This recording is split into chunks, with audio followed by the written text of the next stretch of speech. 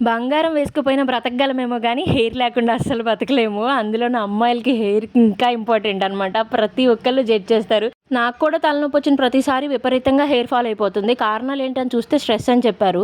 యాక్చువల్‌గా స్ట్రెస్ వచ్చి hair fall అవుతుంది. కానీ హెయిర్ ఫాల్ అవుతుందని నాకు మళ్ళీ స్ట్రెస్ వస్తుంది. ఇలా సైకిల్ రొటేట్ అవుతూనే ఉంటుంది. దీనికి ఏదో ఒకటి చెక్ పెట్టేయాలని చెప్పి నేను హెయిర్ మాస్క్ కోసం చూశాననమాట. 4 ఇయర్స్ బ్యాక్ ఆయుర్వేదిక్ షాప్‌లో ఒక పౌడర్ లాంటిది దొరుకుతది.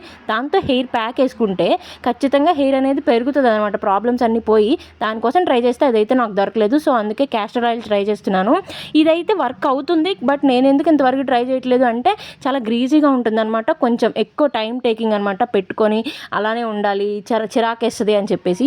పర్లేదు అయితే అయింది. నాకు హెయిర్ ఇంపార్టెంట్ అని చెప్పి ఈసారి మాత్రం గట్టిగా నిర్ణయం తీసుకొని ట్రై చేశాను. నాకైతే ఆ బాటిల్ వచ్చి 80 రూపీస్ పడింది. ఆ క్యాస్టర్ ఆయిల్‌ని కొంచెం హీట్ చేసి రోజు వాడే కొబ్బరి నూనెలో కలిపి రాసుకున్నాననమాట. హెడ్ బాత్ చేసిన తర్వాత ఇది నా హెయిర్ అనమాట. చూద్దాం ఎప్పుడు పెరుగుతదో.